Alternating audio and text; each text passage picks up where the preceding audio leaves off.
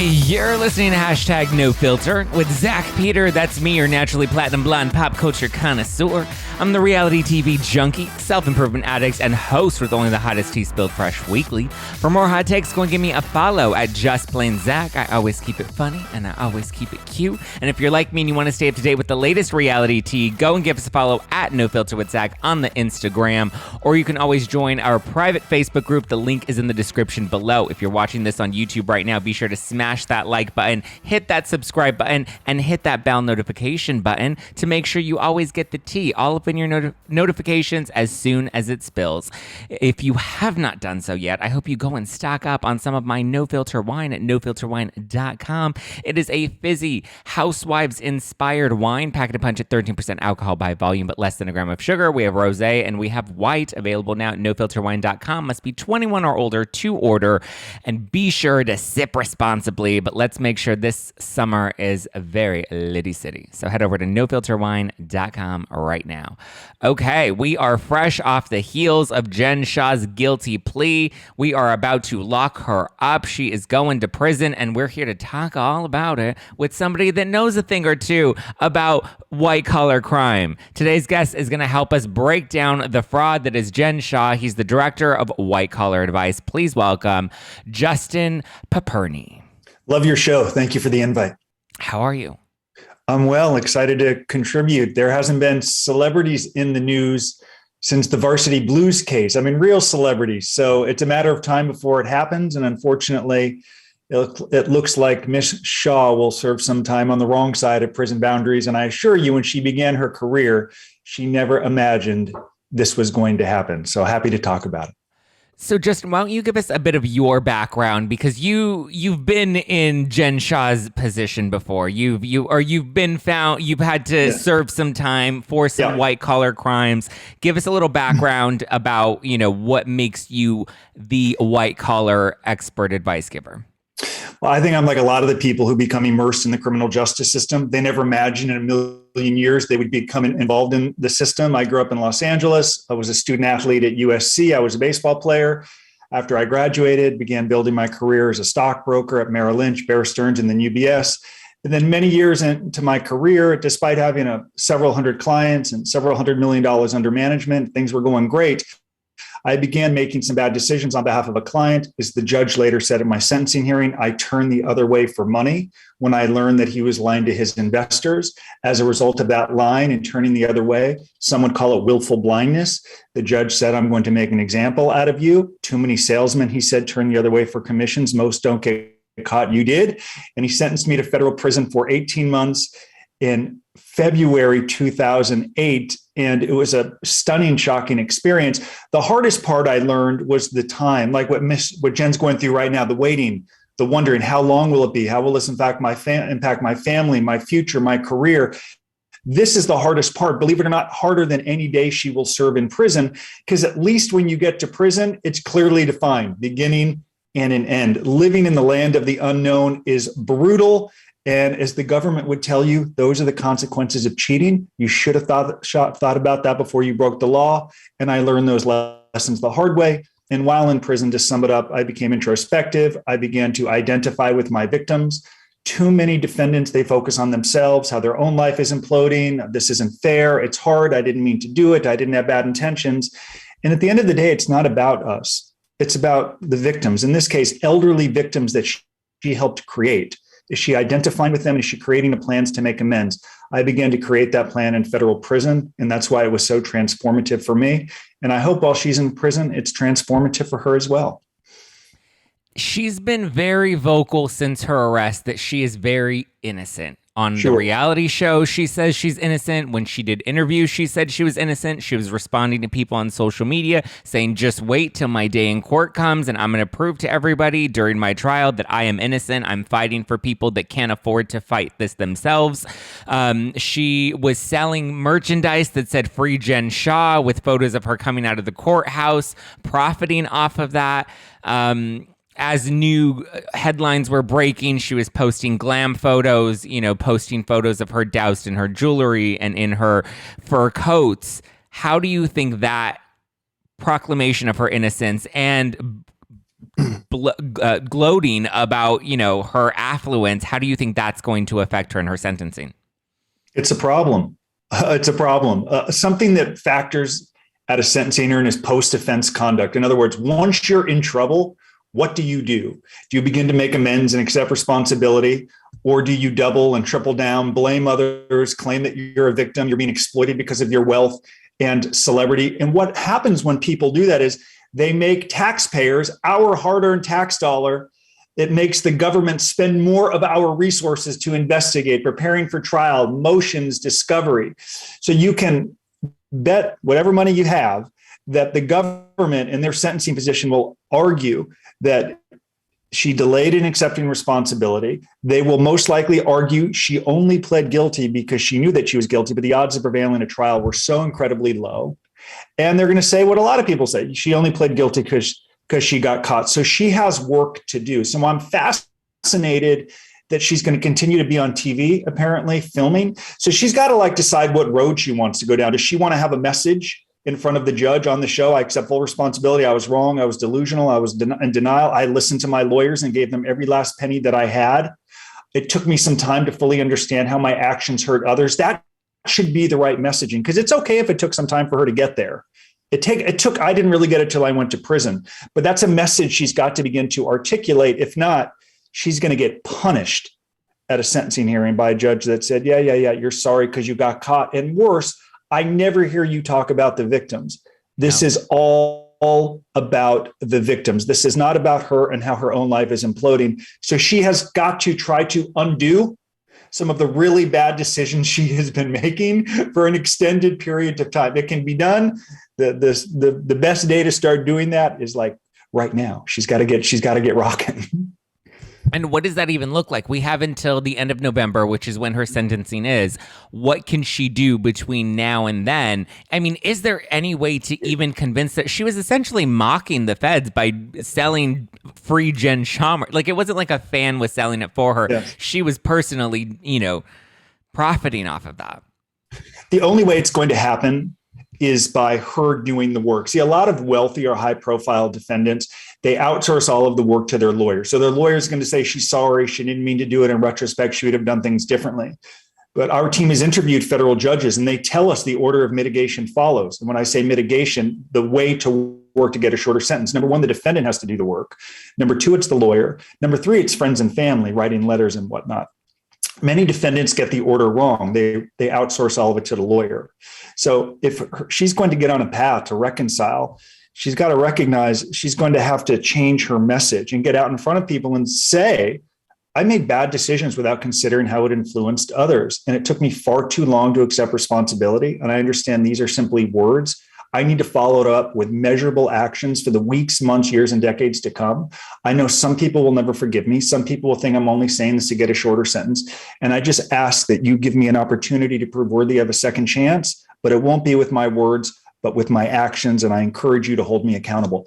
What if she went on TV and said that, and then began to create a plan that showed that statement was not a platitude or a cliche or happy talk, but it was real? That's the step. That's the plan for her to get back on track. And in so doing, she would also get a shorter prison sentence if she could begin to create that record, though I suspect she's going to outsource the lion's share of that work to her lawyers. Why is it taking so long for us to have a sentencing for her? Because people are saying, being that the trial was scheduled to happen and it didn't happen, shouldn't there be, a better opportunity for the judge to be able to at least sentence her sooner than the end of November? So there's a process after you plead guilty. So the government was preparing for trial. Now that she has signed a plea agreement, she actually has to go in front of a judge and plead guilty. At the guilty plea, the judge is going to establish a sentencing date. Could be 3 to 4 months out in her case. Now, I don't know if her co-defendant, her former assistant who pled guilty, is cooperating against her. If that's the case, she would get sentenced first. He would get sentenced after, because you don't want to get sentenced until you get the full extent of your cooperation. That's why in the Varsity Blues case, the mastermind, Rick Singer, remember the coach? He hasn't even been sentenced yet. And all these parents have already gone to prison. They're all home. He hasn't even been sentenced. So she'll plead guilty. She will get a sentencing date of most likely 3 to 4 months out into the future. And during that time is when the mitigation really continues. She will sit for what will be the most important interview of her life. The most important interview at one point, she thought might have been getting on this reality show. No more. That's bye-bye now. The most important interview is this probation interview with a federal probation officer who is going to ask her a series of questions about her remorse, her background, her financials, her plans moving forward. Does she identify with victims? This probation officer is going to write a report that will have a significant influence at her sentencing, but also on her time in prison, early release, bunk, job, the prison that she goes to. Everything is in this probation report. So after she sits for that probation report, it will come back. Her lawyers will review it, try to correct any mistakes or flaws. Then they'll inch towards sentencing. And during this time, she'll get character reference letters. If her lawyers are advising her, she will write a very compelling letter to the judge and the probation officer. Could be 8 pages, could be 10 pages. We have clients that write books. She's got to take the initiative to influence these people. Then there's going to be a sentencing hearing. The government will make a recommendation on how long she should serve in prison, based in part on the guidelines. Her lawyers are going to make a recommendation on how long she should serve in prison. I bet they ask for probation or home confinement. That they do that too frequently. And the judge makes the final decision. I suspect based on the guidelines, she'll get sentenced to prison. Her lawyers will ask that she self-surrender, so she doesn't get taken out of there in shackles and chains and go through Con Air, like the movie Con Air with Nicolas Cage. Yeah. And so the earliest I suspect she will be in prison, given the timeline, is probably not till February or March of next year. And that's if everything goes without any delays. Okay, and so right now we're looking at a sentencing hearing of November 29th. So everything that you just explained is what's going to happen between now and November 29th. That's the process. She has to do this interview. The judge has to review everything. I assume, being that Stuart Smith was going to be cooperating against her, and that was part of his plea deal, I assume he's still going to be worked into it somehow to determine what her active role in it was, correct? Without question. So he's going to get the golden, the lottery ticket in the federal system, which is called a 5K1 letter, if he cooperated. That letter articulates how extensively this co-defendant cooperated to help lead to her conviction. So a lot of people in prison, to use prison parlance, would say he's a snitch and this and that. The government views it differently. The government views cooperators as helping merit out justice, helping hold people accountable. Right. And it saves taxpayers a lot of money because it compelled her in part to plead guilty. He will not be sentenced until she has been sentenced. It could be the same day. I suspect he'll be sentenced after her, and he will get a measurably shorter sentence, both because of his cooperation and his culpability was much less. But he was happy the day that she pled guilty because he knew that was a quicker path to getting a much shorter sentence on his case. So do you think she should have just flipped sooner, and she could have easily just cooperated against him and let him be the one to go down for it if her ego didn't kind of blind her from trying to maintain her innocence? You're right about that. Usually those who are the orchestrators of the fraud, like my co-defendant was the orchestrator. So the FBI interviewed him first. He was the leader. And he said, I want to cooperate. I did. And he cooperated against me. Don't begrudge him that. He had 4 kids and a wife. Fine. I didn't have that opportunity. I squandered it. So yes, when they visited with her, she would have had, I believe, that opportunity to say, let me come clean. Let me tell you everything I did, why I did it, what I've learned. I'm sorry. I was living a lifestyle above my means. I was selling services that didn't exist. I want to make amends. And in so doing, she could have then begun to cooperate against the minions or subordinates. Instead, her assistant did the right thing. He's now going to get that credit. So look, we work with great lawyers at White Collar Advice. We're grateful to work with great lawyers. Every now and again, however, we can be critical of lawyers if, for example, they're telling her you can win. You're going to win at trial, even though nobody wins at trial. Yeah. And 98.3% of people plead guilty. So what if a lawyer said, and I don't know the lawyers here, they said, you're going to win. She's like, okay, I believe you. I don't want to go to prison. I don't want to be a convicted felon. I want to win. Great. They say, fine, it's going to be $2 million. So she begins to spend millions of dollars going through this process. So she may very well have believed that she was going to win based on what lawyers are telling her. She may believe she didn't have bad intentions. She may believe that victims weren't truly created. People should have known what they were doing. And then at times when defendants begin to run out of money and they see the very high conviction rates, and at times after lawyers have been paid $1 million or $2 million, they may say, it may be time to cut a deal here. And that is not uncommon. And the unfortunate part is it's something she could have done much sooner. Yeah. And the healing for all, primarily her victims, could have begun much sooner. And you can absolutely expect the elderly victims who are abused here to write letters to the judge. And many actually may speak at her sentencing hearing or create videos that the judge will watch. And it's very devastating and heart-wrenching if, in fact, people are really destitute because of her. Well, she had her mother give up $1 million of her retirement fund in order to help her fight this. Yeah. You're answering my question. Imagine had she done this more quickly. Yeah. One, that $1 million remains for her mom. She gets a shorter prison sentence because she accepts responsibility sooner. Or better yet, what if the mom gave $1 million not to defend her, but to the victim she helped defraud? This is why, in retrospect, she's going to look at so many decisions she has made, and she'll say, I wish I'd have found the YouTube channel White Collar Advice much more quickly and began making better decisions. Well, I mean, that's unfortunate. She was even asked in on the reality show in an interview about the conviction rate, and she said, "Well, the only reason the conviction rate is so high is because most people would rather plead out than fight it in court." And she said, "I'm going to fight it in court for all the people that can't afford to fight it in court." So she acknowledged how, strong the conviction rate is. And she said it wasn't necessarily because these people were guilty, but because they would rather plead out despite their innocence.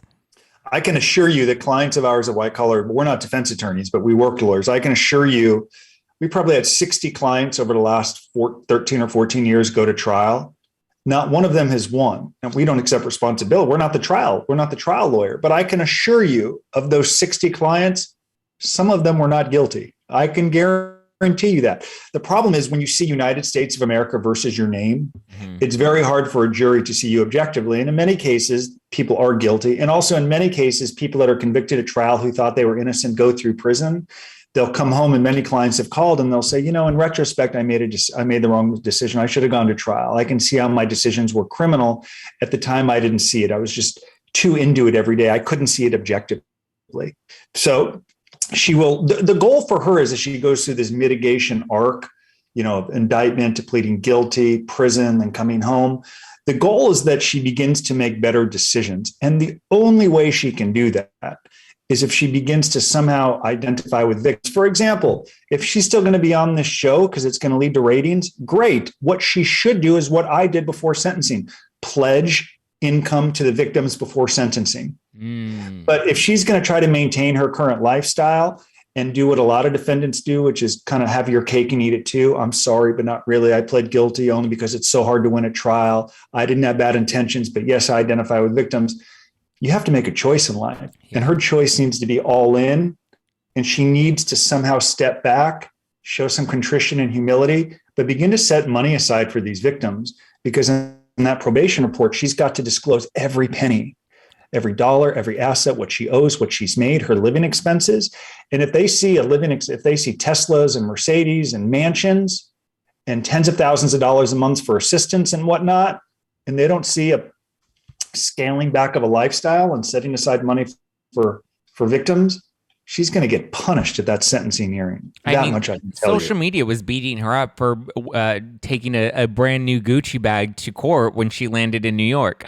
Do you think that there is any sort of maybe she was innocent, or do you think it was just pure ego and delusion that blinded her from thinking she would get away with this? Because the biggest question is why go on a reality show if you have something to hide? If you know that you're committing this telemarketing scheme. And when you look at the case against her, I mean, the fact that she, was being investigated by the FTC, the fact that she started moving her communication over to an encrypted messaging app, so many, the fact that she had so many seemingly shell companies that, that's why there was the conspiracy to commit money laundering charge. She had an offshore account over in Southeast Europe.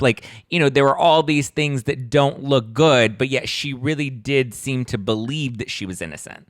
So what compels a lot of people to who get into bad decisions, they rationalize that, hey, this is a legitimate business.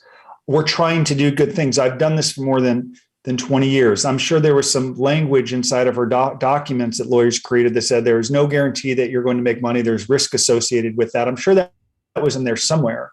So because of that, it gave her a level of comfort. And she probably told herself, hey, I'm running the organization. I'm the face. I'm not there day to day, and I'm not responsible for exactly what these salespeople are telling people and taking their money. So it's all of these rationalizations that convince people to think, things are fine. There is risk in business, but I'm protected here and we have good intentions. That is very common. I've read where she says we've been doing this for more than 20 years. I'm sure at some point she did it legally with good intentions, but it's lack of oversight, of getting lazy, having perhaps too many projects going on at once where her finger really isn't on the pulse, isn't really putting compliance measures in place with what her team is doing. And essentially it's just turning the other way for a long time. And then you become comfortable to the bad conduct. You just become numb to it, and you convince yourself you're doing more good than bad. It's really not that bad. And of course, government regulators see it, much differently when victims begin to complain and, elderly people are defrauded. And that will be the toughest thing for her. That's going to be the toughest thing for her to go against, right? There are people who defrauded banks. And I'm not saying it's okay to defraud a bank, but defrauding JP Morgan or Goldman Sachs of $1 million or $2 million, which is a rounding error for them, it's about 10 minutes worth of profit.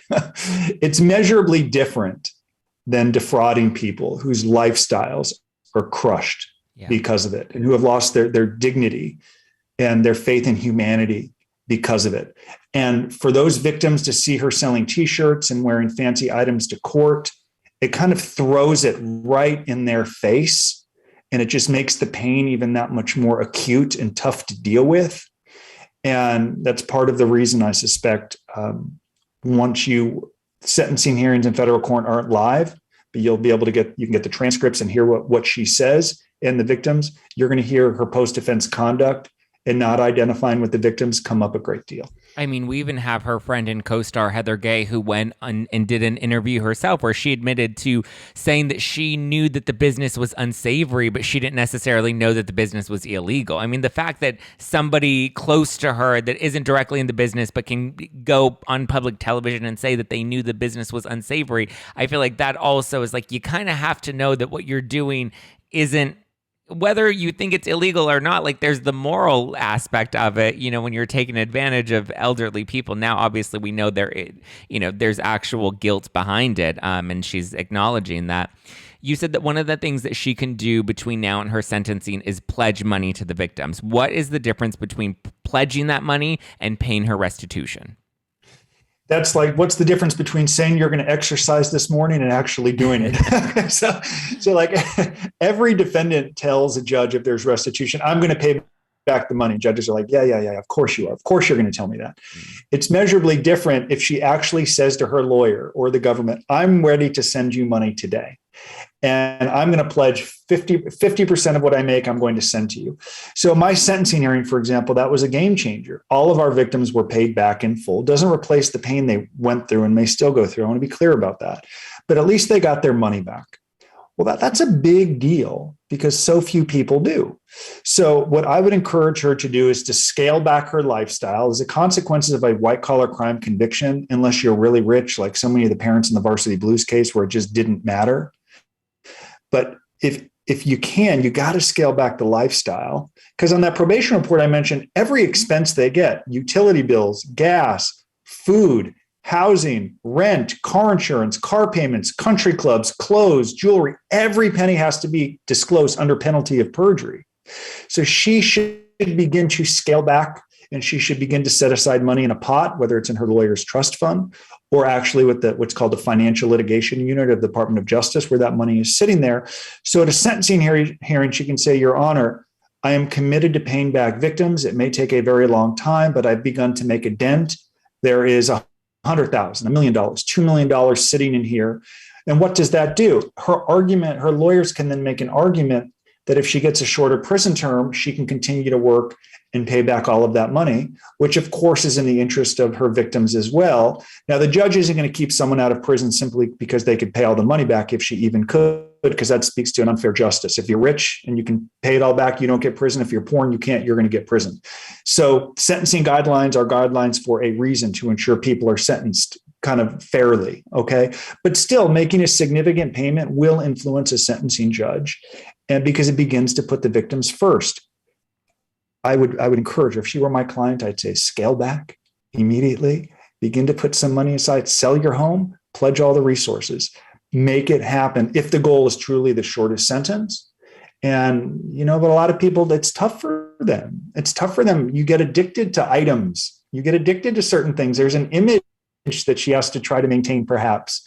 She's got to decide what's of higher value, the image, the material things, or getting a shorter prison term. What do you think she'll end up serving realistically right now? I think that the estimates that we have are 11 to 14 years in prison, 9.5 million in restitution, and 6 million in forfeiture of assets that have already been seized. Yeah, that's a big deal, at least getting that forfeiture, because it goes to show a good portion of the restitution is going to be paid back to the victims. But it wouldn't surprise me if she got 6 or 7 years in prison. There's some things going in her favor. She did accept responsibility. She could have done it sooner. She did legitimately run this business for a while. It wasn't a 2-decade-old fraud. I don't think the government alleges that it did. So there was some time where the business was run legitimately. She is paying the money back. This is a first-time offense. I'm sure she's done some things in her community, whether it's contributions or community service work. So there are things that she has done in her life that are worth discussing. So for that reason, I don't suspect she'll get more than 10 years in prison, but it wouldn't, based on the loss and compared to what other people get in these types of fraud cases, and considering the victim 6 or 7 years. Now, if this was like taxpayer money, like a tax fraud or something like that, it could be 2 or 3 years. The victims here have to stand out. And that's why I think she'll get a very long prison sentence. And it's a special category of crime, right? Because it's victims that are 55 and over, which the government considers as elderly. Correct. Without boring your audience to all of the numbers in the sentencing guidelines, there are points to these numbers. So like a fraud charge could be plus 14 points. Elderly victims can be plus 10 points. So if you get on this very high end of the range on the sentencing guidelines, like 45 points or something like that, that's why the range could be 10 to 12 years.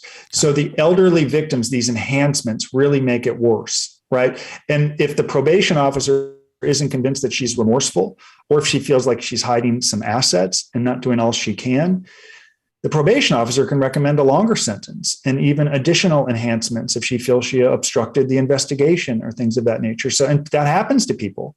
So it's essential that she make better decisions.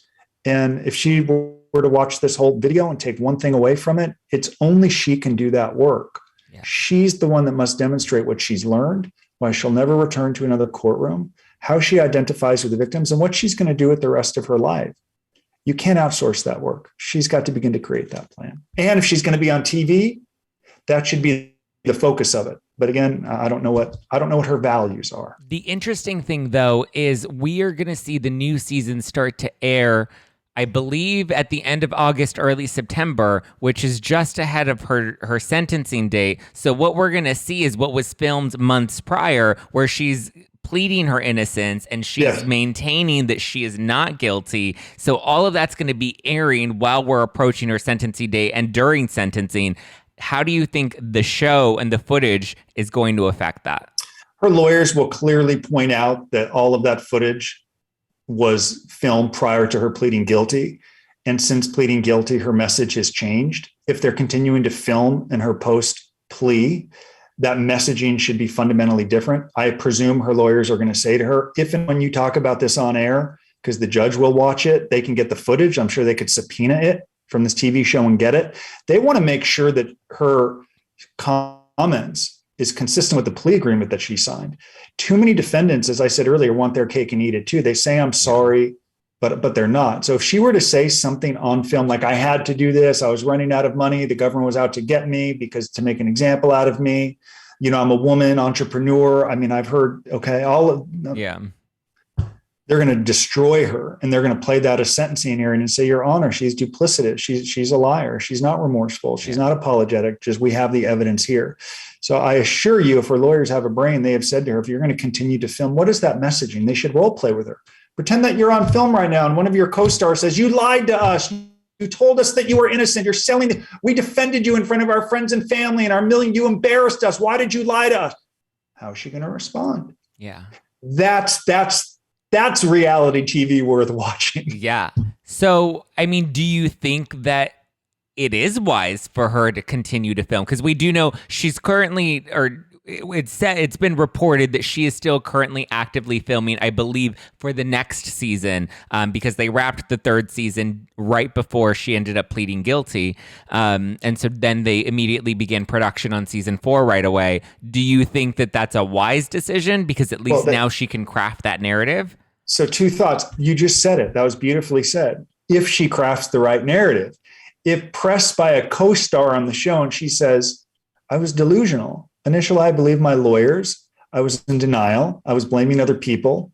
And I was so scared about the reality of going to prison that I was making really bad decisions, that I didn't invest the time to understand how my actions hurt people. And I wish I'd done it sooner. And I'm sorry that I didn't accept responsibility sooner. And I'm sorry that I lied to you, but I was also lying to myself. I'm going to do better moving forward. That's a message that people potentially could get behind. The TV show is going to love it because they're going to follow her all the way to her surrender to prison. Okay, this is going to be a whole shtick for them. Okay, They're going to be following her to the prison, the surrender, the day before, the filming. What's it like? They'll reach out potentially to someone like me. What can she expect in federal? It's going to be a whole show. The ratings they're going to be great. And then there is, they'll follow her while she's in prison because there's email and she can make phone calls. So it's going to be a rating bonanza for them potentially as they follow her going all the way to the minimum security camp, whatever camp that might be. Now, there's a lot. I mean, trust me, we're going to be watching with popcorn. Yeah. We're all going to be watching this. I mean, because here's the reality. It's the reason true crime is a popular genre on Netflix. It's the same way that the local and national news exploits types of cases like this. It is what it is. We love to watch a train wreck, and we're not going to tune away from it, no matter how morally corrupt we think these people are or aren't. And we also love redemption. We like people. We like a comeback story. Yeah, America, you look at Martha Stewart. Now, she was filthy rich before and after, but she's poked fun at her conviction. I mean, I saw stuff with her and like Snoop Dogg. They did a roast on her. Granted, her crime was different. Lying is much different than creating elderly victims. So you can't poke fun at life in a country club when you're serving 3 months. Different experience. The point is, you can absolutely overcome very long prison terms. My business partner served 26 years in prison. I met him in prison. It's possible, but not with blaming others and happy talk. It's really going to require a plan and proving worthy of the love and support, because this will also be very difficult for her family. It's going to be very difficult for the family who are unintended victims of this. And I just hope she remembers that when she films and when she's working on her messaging to a probation officer. Now, there are a lot of comparisons with her and another particularly polarizing housewife on Bravo, whose husband is at the center of a big embezzlement scandal, Tom Girardi. He ran a law firm, Girardi Keese. They were embezzling client funds.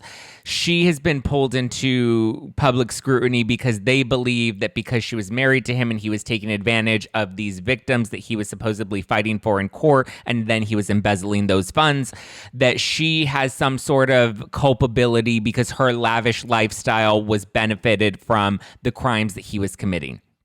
Now, that same sort of judgment isn't necessarily happening with Jen Shah and her husband, even though Jen Shah has actually gone to court, pled guilty. Do you think that her husband will have to contribute to any sort of that restitution? Does he have any possible culpability? He does have a law background, so he may be a little more privy to some of the practices that she was, incorporating in her businesses. So I will tell you, it is not uncommon for both men and women to not know about the fraud their spouses were committing. They presume they're doing a good thing. They're making money. They're helping people. It's law abiding. That wouldn't surprise me if his wife is actually telling the truth. There's no question about that. She's 30 years younger than him. And it wouldn't surprise me if she believed she when she says I was a victim of this as well. Some people, well, you should have known. You should have asked questions. Many don't. Yeah. Coming back to, and some would say I kind of turned the other way from it. I should have asked more questions in retrospect. Right. But oftentimes people will say, it's not your business. This is what I do. You stay in your lane. I'll stay in mine. Let's keep the lifestyle going. Fine. And you presume people are doing it the right way. To her husband, what happens is, I don't know if they have a prenup or if he has separate assets. In that probation report, they will ask for joint assets. So they're going to want to know what he has. Any joint accounts they're going to have to disclose. and put in front of the court. Some defendants try to claim, well, I don't have any money, so I can't pay any court-ordered restitution. My husband or spouse wasn't a part of this. Therefore, you can't take his money. He didn't do anything wrong. And the court will say, okay, you may not have any money, but you benefit from your spouse's income where you live, health insurance. So we're going to use the total income to help justify a restitution payment. Okay, so that very well could happen here, but you can expect the government to know about his assets as well and use that when factoring in what sort of restitution payment she'll make. In prison, you make very small restitution payments because you only make like $20 or $30 a month in prison at 15 cents an hour. So she may pay $25 or $50 a quarter. But when you come home, a probation officer, and she'll be on probation for at least 3 years, if the money isn't paid back, the probation officer will establish a monthly restitution payment. Could be $500 a month, 10% of income. It really depends on what she's making, and they'll factor in her husband's income into that payment. And it's unlikely that he'll face any criminal charges. By now, based on my experience, if they were going to get him, they would have, and they'd have done it all together. Yeah. So it's mostly just whatever collective money the household brings in that'll likely have to go back to paying restitution. Obviously, the forfeiture of their assets was also, equally his as well. It's interesting. It's interesting to see the double standard between the two cases and how it's easier to kind of blame the pretty blonde 30-year younger housewife, and then you have a couple like Jen Shah and Sharif that are in a similar but different position, and how there's a different reaction that people seem to have. I'd agree with that. What do you think happens with Jen Shah? We said what? You said 6 to 6-ish years? I think she's going through this process that many defendants go through, which is wanting to somehow maintain her innocence, yet at the same time thinking, what can I do to get the shortest prison term? And that's very tough to reconcile if she doesn't think she did it. Right. If she feels like she was cajoled or forced to plead guilty. For many, like me, I broke the law. I turned the other way for money. So it's very easy to plead guilty, and it was very easy to go to prison because I did it. For people that think they're wrongly convicted or accused, it can be very difficult to reconcile, and they view themselves as the victim. If she can somehow get the messaging in order, this will not amount to a life sentence. And what I mean is, many people get their sentence, 18 months, 5 years, 6 years, 3 years. But like 5, 10, 20, 30 years from now, they're still talking about the time they served in a minimum security camp. So I would remind her and encourage her to find some perspective. People have endured worse in life. Yeah. This can still turn out to be a little blip in her life, or it can be a life sentence. The choice is hers, but it is time to correct. It is time to begin making better decisions, and also understand avenues that could get her out of prison more quickly.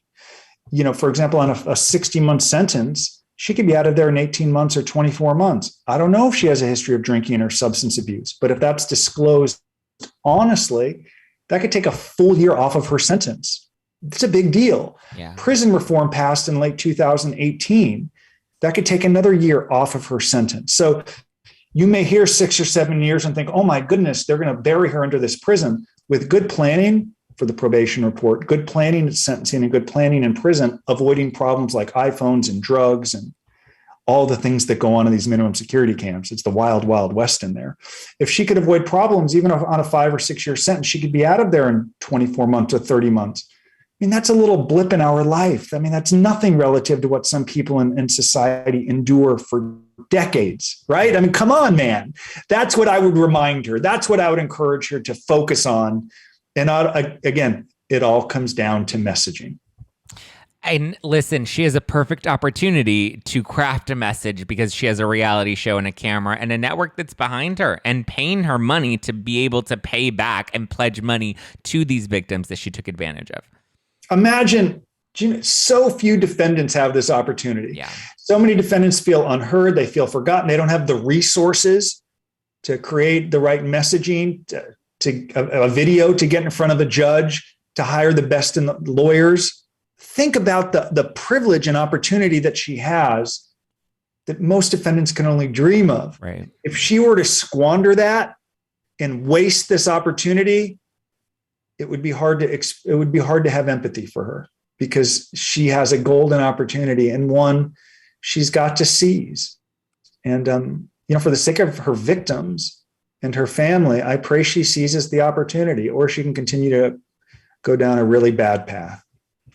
We'll have to wait and see. I mean, I'm counting down the days to that sentencing and to whatever we get from this fourth season that they're currently starting to film. I mean, I'm pretty sure her co-stars have some very strong opinions. Two of them were with her up until just a couple of days before she pled guilty, and they were proclaiming her innocence on their social media accounts, saying, you know, everyone's due their day in court, everyone's innocent. And I like that messaging. I actually, even though this is your show, I have a question for you. Yeah. Were you a big fan of hers on the show? And when you learned of the indictment and she said, I didn't do it, were you a believer or were you somewhat dubious? Walk me through your feelings. I wouldn't say that I was a big fan of hers, only because the show was still so new that when she was arrested, they'd only had one season. So she was still new to everybody, that I didn't necessarily feel any particular way towards her. She definitely had more of like a villain role on the show. She was very feisty. She was very much involved in the drama, wasn't very nice to her other co-stars. So, I mean, in terms of like entertainment value, she brought a lot to the show. So when the arrest came, and at that point I had already started to kind of dig into a lot of these reality TV legal cases, you know, the Girardi case, the Chris Lee case, you know, Amber Heard and Johnny Depp, any sort of celebrity pop culture legalities I loved learning about in the past 2 years. You know, once the world shuts down in your home, you have nothing to do but Google, learn about these things and read court documents. So immediately I started looking into it and I was like, this looks really bad. It's the feds. She was arrested. So I really did not think that there, I mean, maybe there was a slight fraction in my mind over the last like year and a half where I was like, maybe what I think may have possibly happened was she really didn't come from much, as has been part of her story. She wanted to provide a better life for her family. She wanted to take care of her mother and her relatives and provide a better lifestyle for her children. So she had strong ambitions and she shot for the moon. And then eventually once she got to the moon, she got a little greedy and just continued to push it. I do think that she is guilty. I've felt very confidently about that just now hearing all the details of the case. I don't think the feds mess around, and I don't think, you know, she was one of those people that was just being an example just because she's a celebrity. As much as she liked to throw down, you know, certain cards of saying, you know, they're doing this because I'm on television. They're doing this because I'm a woman of color. They're doing this because, you know, all of the accusations that she tried to put on the table. I think they were her attempts to try and sway people to think that she was innocent, and she's clearly not. She's not. And I think the last thing I'll say is an unfortunate consequence of white collar crime, or any crime at times, is the pleasure that people may take in her pain. It's this, I think the Schadenfreude is the word, you know, pleasure in the pain of others. And she's going to have to get used to that and recognize that it will exist for the rest of her life. And her goal isn't to try to win everybody back. That's impossible. She never could have done that to begin with, even if she was acquitted. But it's really focusing on her network and proving worthy of that love and support. But it's humbling, and she's got to avoid watching the comments and trying to respond to everyone. That's not possible. Yeah. But we love stardom in this country. We love the rise, and we equally love the fall. Yes, we do. But we also love a comeback story. As long as she has a chance. She's got a chance. We all have it. If I can do it, if my partner, Michael Santos, could do it through 26 consecutive years in prison with her resources and work ethic and skill set and discipline and fans, if we could do it, she could do it, but she's got to want it, and no one can work harder than she can. Yeah. She's got to be the one to do all the work. I agree. Justin, thank you so much for coming on the podcast today. Let everybody know where they can go to learn more about your white collar advice and support you. Really grateful for that. So on TikTok at White Collar Advice, I do kind of funnier prison videos and things like that. So White Collar Advice, TikTok, White Collar Advice, YouTube, more sentencing and mitigation, interviewing clients, what we've learned, you know, from judges. So slightly different messaging. If anyone would like a book, don't buy it. I have always given away my books at whitecollaradvice.com. You can get a copy of Lessons from Prison for free. Again, do not buy it. It's free. So White Collar Advice TikTok and White Collar Advice YouTube. I have a lot of fun. Well, there you go. Thank you so much, Justin, for coming on. You've got lots of good white collar advice. So if anybody wants to come in any white collar crimes, no, please don't do that. I hope none of your viewers ever have to hire me. I hope so too. Let's hope I never have to hire you. No, I'm not gonna. I'm pretty set on reality TV news. I'm pretty good at just commenting than committing any real crimes. Good. But thank you, Justin, for coming on the podcast. I really appreciate it. Guys, go and give him some support. Follow White Collar Crime on TikTok. You know we love me some TikTok. So go and give him a follow over there. You're on Instagram too, right? Instagram too. I think that's under my name, Justin Paperny. I'm more TikTok, White Collar Advice, and YouTube, White Collar Advice. You should do the TikToks as Instagram Reels. I'm starting to do more of those, and that's been helpful. I'm 47 now. I got to get it together and get up to date with all of this, but you're right. Yes. Thank you guys for listening to #NoFilter with Zack Peter. You can give me a follow at Just Plain Zack or follow the show at NoFilter with Zack. Head over to nofilterwine.com to stock up, and I will probably find some fun new guests to answer more of our burning questions about these Bravo reality stars. All right, guys, talk to you next, or actually I'll talk to you this Thursday. Love you, mean it, bye.